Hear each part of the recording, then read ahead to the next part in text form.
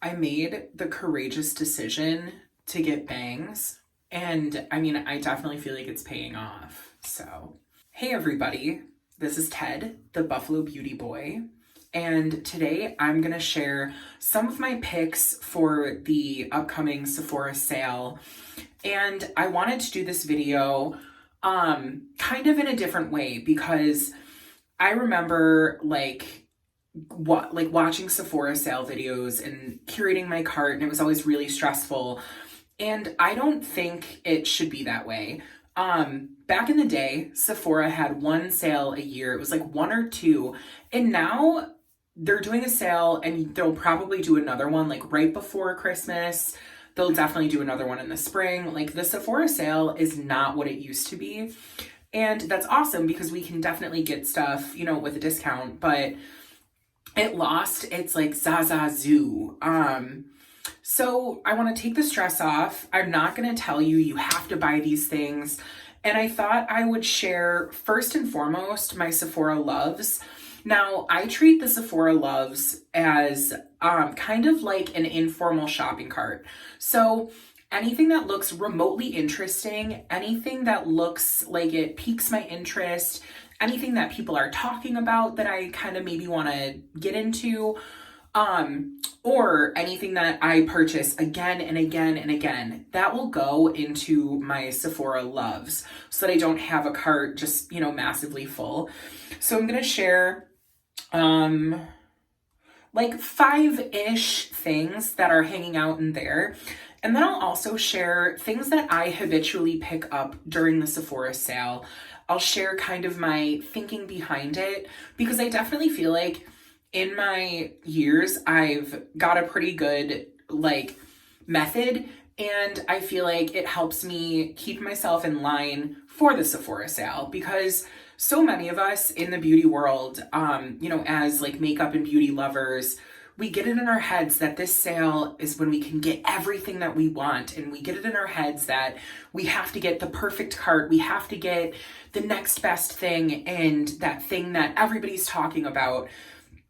And honestly, I don't like that. I think we all have consumerism shoved down our throats, specifically in the beauty world, that, you know, to really kind of edit and take a step back is important. So I'll share with you kind of my like way that I keep myself in check. And like I said, I'm going to go through things that are kind of in my cart, in my loves list. And first and foremost, I guess like a peek at my wish list, I have notes written. Ignore my toddler Zodiac killer handwriting. But the first thing that I'm really curious about are the Forvrmood Candles by Jackie Aina. Now, I love Jackie Aina. She is an absolute goddess. Her videos are incredible. And when I saw that she was launching a candle line, I was blown away because that's amazing. And I also feel like it's like slightly different than what I would imagine somebody of her caliber releasing. But I love that because I feel like with product, you know, people have so many opinions, but with candles, you know, it's a nice candle. You either like it or you don't, and that's usually dependent on the scent. So her candles are available at Sephora, and I very much want to pick one up and try one. However, I don't necessarily love the fragrances. To me, from what I've looked at, it seems like they're all very sweet and like they almost have like a food element to them.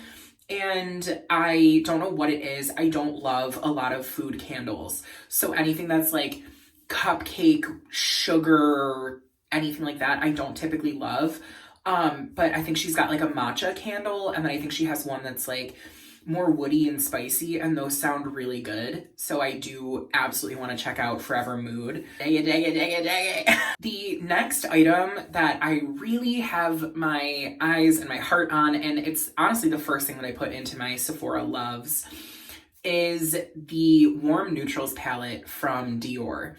Now, I don't know if I've ever like expressed this on camera and haven't like left it on the cutting room floor. I love Dior cosmetics. I'm wearing their foundation right now, their lipsticks. I love their base products. They have an amazing primer. Everything from Dior that I've ever tried is amazing. Their highlight palette, I love Dior. So I've never tried their eyeshadows, and I think I was watching an interview with Alexa Chung, and she talks about how special their eyeshadows are and how they were like developed differently. I don't know, but they sound amazing, but they are kind of pricey for a, you know, palette. I mean, they're in like the $50-ish range, which I feel like sadly is kind of like normal for a palette now. So yeah, I'm very interested in trying them, but I haven't gotten around to it, and that's been living in my Ether Loves cart.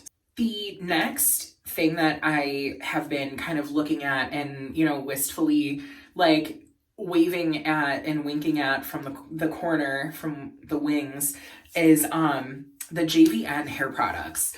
Now, JVN, if you don't know, is Jonathan Van Ness's line of hair care, and it was launched at Sephora. And I'm a professional hairdresser, so I get a really good discount on really amazing products.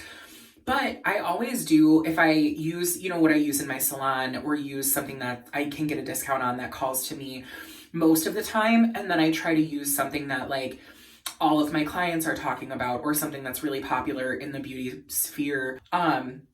And I haven't heard a lot of people talking about the JVN hair care line, and I'm curious because it seems really pared down, which I kind of love, and I'm very interested to see what they've done with hair care, especially because they are a professional hairdresser on top of their work on Queer Eye. So very curious. If anybody's tried JVN, please in the comments let me know. The next thing that is in my cart, my wish list, my loves, is the Rose Ink Concealer.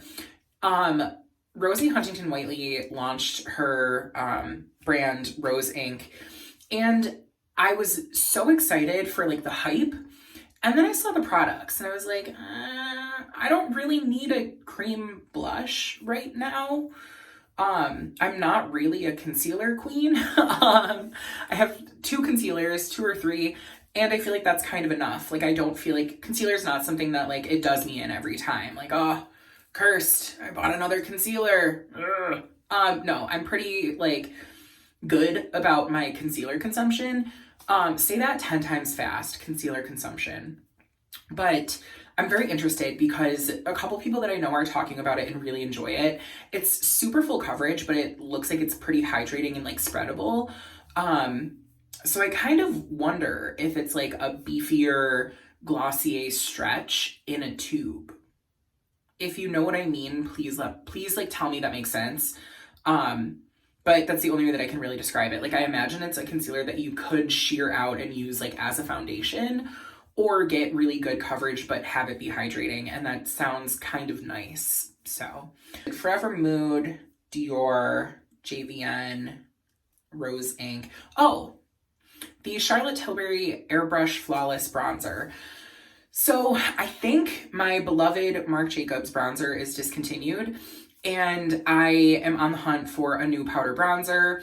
And I guess this is a spoiler, I'm going to be purchasing the Charlotte Tilbury bronzer for the Sephora sale so that I can have a bronzer that I use on camera as my like cornerstone, and I compare everything else to it. But I wanted something that had a decent shade range. I think they only have 4 or 5 shades, which they definitely should have more. But the shade range, in my opinion, looks pretty expansive. So I just wanted to have like a cornerstone bronzer that is really nice and available at Sephora, not something that's discontinued or something that you have to order, you know, from a weird corner of the internet. So I will be trying the Charlotte Tilbury Hollywood Flawless Airbrush foundation. I never know the exact names of her products. And the next one that I definitely tend to pick up during the Sephora sale and are kind of waiting in the wings is really just Orbe products. I love Orbe. Sadly, I cannot get a discount on them in my area as a professional hairdresser. So anytime I get the chance to try an Orbe product, I'm ecstatic. And typically I will get them at Sephora because I can get points or whatever. So I will pick up a couple. I have a few that I love and I will share them. But I also want to try like their shampoos, their conditioners, that kind of stuff. That being said, I do actually have a couple of them with me right now. So the first one that I'm going to recommend is the Orbe Cream for Style.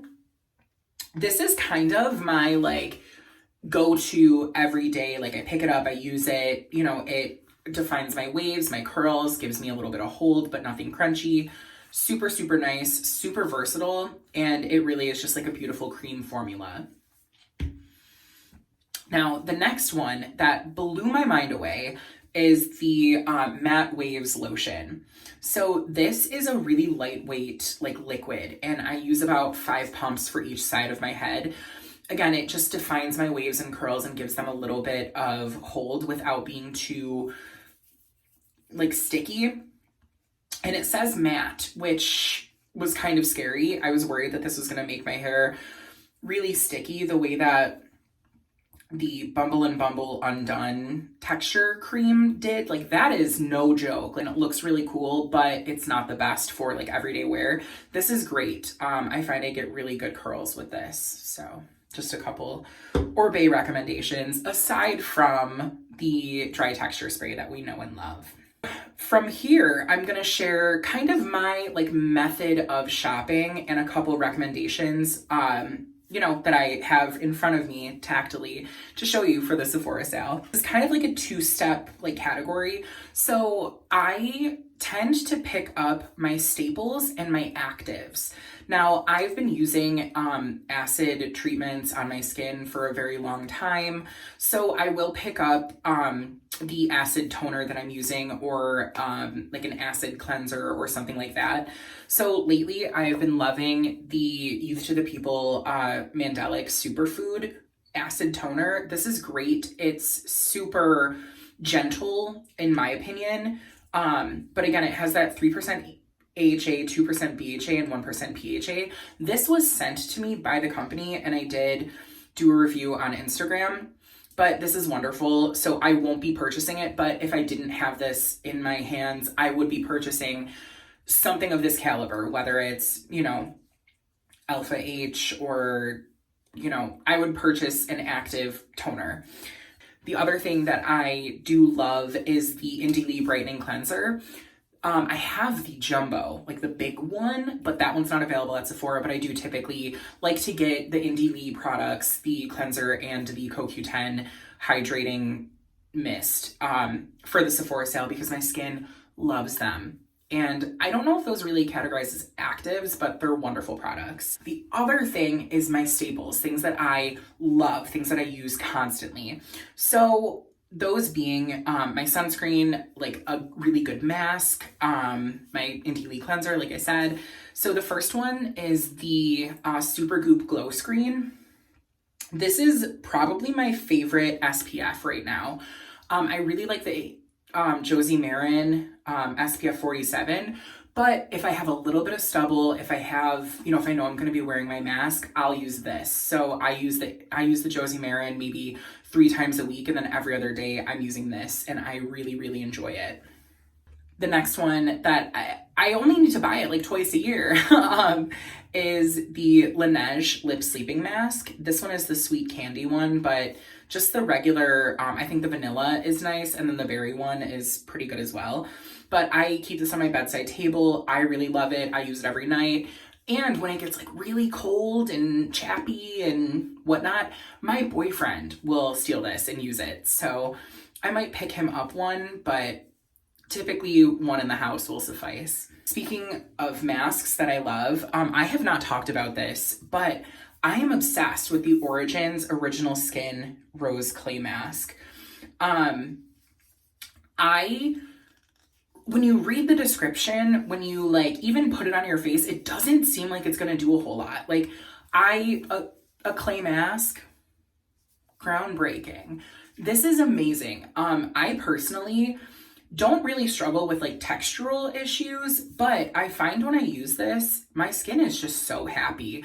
So I'll use this if I've been like particularly lazy over a weekend of like cleansing or whatnot. If I've had one too many beverages, or if I'm coming from like a stress breakout or something like that, this really rebalances my skin very nicely. I'm on maybe my 3rd tube. So Again, this is not like ridiculously expensive, but if I can get like a clay mask on sale, why wouldn't I? And last, I tend to usually pick up the Kiehl's Creamy Eye Treatment, the Creamy Avocado Eye Treatment, because this is something that my eyes just really enjoy. I have pretty sensitive under eyes, like in terms of like product. So this is just a really thick, unctuous cream that I can put on. It hydrates. One of these jars will last me a good like 3-4 months. So I just feel like, why wouldn't I, pick one up with a couple dollars off? Now, as I mentioned in my, waiting in the wings wish list, the Dior eyeshadows, but I do tend to pick up an eyeshadow palette on sale. And the two that I am really going to recommend are one from Charlotte Tilbury and one from Pat McGrath Labs. So two brands that tend to be kind of pricey. People tend to be put off by the price because they are pretty expensive. However, these palettes are absolutely gorgeous, and I've bought them both on the Sephora sale, so I recommend buying them on the Sephora sale. The first one is the Charlotte Tilbury Instant Eye Pillow Talk palette. Now, this is an extension of her Pillow Talk line, and it's these beautiful pinks and browns and champagnes and beiges. I find that this palette is very wearable. So both of these are actually, but I find that this one is definitely warm. That's the namesake. The Pillow Talk range tends to be pinky, warmy, whatnot. But I feel like with this, you could absolutely use that dark brown as a liner, maybe that pink all over the lid and pop that shine in the middle. I do that a lot. I've lined my eyes with this deep pink shade and it almost looks a little bit red. So, again, it's like, oh, a pink palette, really?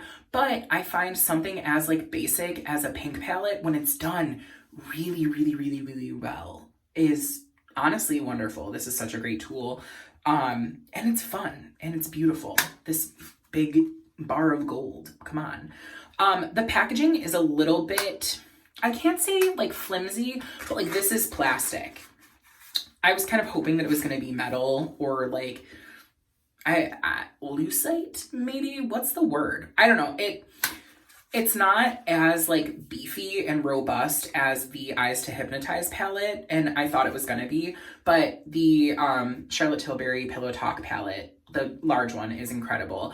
And if you're looking at her quads, do yourself the favor and get one of the big ones, because the quads are like $55 and these guys are $75. So for $20 more, you get literally 3 times the product. It just makes sense to me. Charlotte Tilbury shadows are bar none amazing. They are so good. I would say maybe my favorite formula on the market.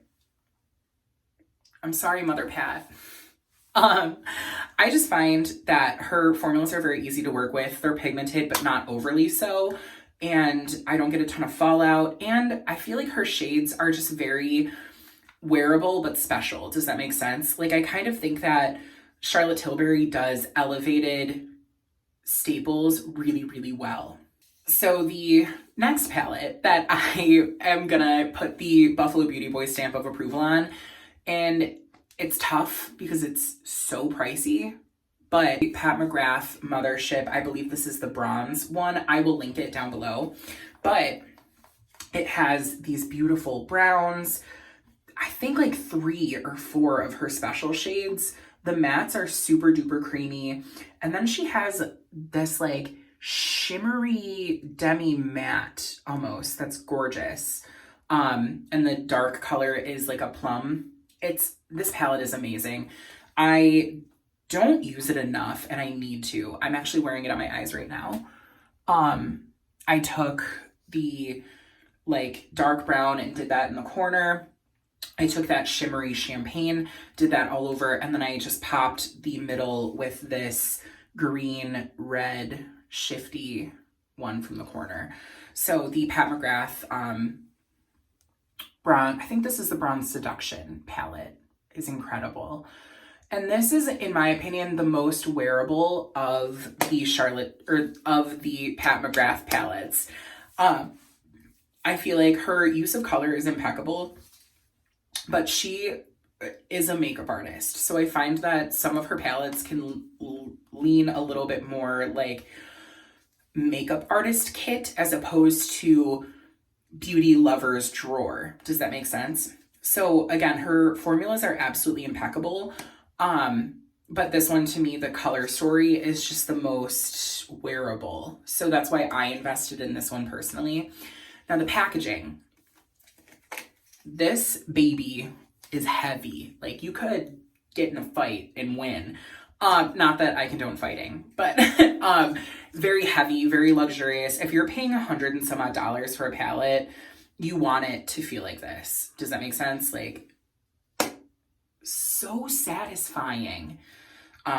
So yes, the Pat McGrath palettes, just in general, if you're gonna pick one up, wait a couple months and get it at the Sephora sale, because you're only gonna thank yourself. Now the last, and in my opinion, most fun category to treat yourself during the Sephora sale is on fragrance. So with fragrance, I have a pretty decent fragrance collection. Most of my fragrances tend to be gender neutral. I don't really wear like men's cologne, women's perfume. The fact that we gender sense is kind of weird to me, but I would absolutely treat the Sephora sale as your time to pick up a bottle of your signature scent and or pick up a small bottle of something that you've wanted to try, something that like maybe you've heard about and you're like, oh, that sounds like I would really enjoy it. So pick up a small one and save a couple bucks. Now, hands down, my signature scent that I wear year round most of the time, like I wear this probably 4 days a week, is Replicas by the Fireplace. Now, I still have a pretty good amount left, and I'm not going to be picking one up during the sale just because I have well over half of this left. Maybe not well over, but this scent is just so nice. In the, like, to sniff it from the bottle, it smells a little bit like cream soda. And that kind of sounds gross, but it has notes of burning wood and chestnut. So the dry down is very woody and kind of smoky, but with a very beautiful sweetness to it. And that's everything that I love in the world. This is just such a great fragrance, very gender neutral in my opinion. I wear this constantly and I get compliments on it constantly. It is a little bit strong, so if you are somebody who doesn't like a fragrance or doesn't like a prominent fragrance, maybe don't go for this one. But if you're even like remotely curious, pick up the rollerball. They're not rollerballs, they're like spray, but it's the mini trial. Pick it up because this is so good and it's delicious. Even if you just wear it like November and December, because again, it's pretty warm. So Replica by the Fireplace is one of my absolute favorites. On the complete opposite end of Replicas by the Fireplace, Juliet Has a Gun, Not a Perfume. This is the deluxe small size. I don't know if it's deluxe, it might just be the only small size, but it's like significantly more than a typical rollerball size, and it does come in a spray. This, I've talked about this with a couple of people. So I wore Glossier U for really since it launched, and that was my like work fragrance because I'm a hairdresser. I work very closely with people. I don't want to wear something overpowering, especially because I have several clients that don't like a lot of fragrance, are prone to migraines. I try to be respectful of that. So By the Fireplace is a little bit heavy. So something like Glossier U or this, they're almost kind of an enigma fragrance where you're wearing it and it doesn't smell like a whole lot, but it smells really nice. And that's what I like about it. So I wear this at work a lot. I had several mini sizes of this and I kind of used them interchangeably with Glossier U. And I was really comparing the two in my head for a long time. And I figured out that I love Glossier U, or I like Glossier U, but I love this. So I picked this up just to see how long it takes me to get through this, and then I will eventually pick up the full size. But I kind of say this is, so Glossier U is like that no fragrance, whatever. I feel like Glossier U wears like jeans and a t-shirt and drinks iced coffee. Juliet Has a Gun is Glossier U's older sister who wears like vintage denim and blazers and drinks red wine. Does that make sense? So it's very light. It's slightly floral, but it has, I think the main note is ambergris, which was the main note in Glossier U, I believe. And it has that like clean skin, but not in a soapy way. And it dries down on me very soft but prominent, which again I like. It doesn't completely disappear and float off into the ether. I feel like Not a Perfume is great. Like I can hug my grandma and she's not like, oh God, what are you wearing? But I can also like wear it on a date with my partner and feel, you know, like I've got a little something going on, you know? It's just a wonderful fragrance that I think is appropriate for every day. And I also think it might be a great gift for somebody, especially in this small size, just to try. So I like to pick up a fragrance or two during the sale, but typically the small ones. Those were my recommendations and things that I'm interested in picking up for the Sephora sale. What do you plan on picking up, and or what do you plan on not picking up? Because I like that conversation just as much. So let me know in the comments. Make sure that you are subscribed. Make sure to give this video a thumbs up. And I want to thank you so much for coming and hanging out with me. And I hope you know that no matter what you're going through, whatever's going on, that you're made of gold. So until next time.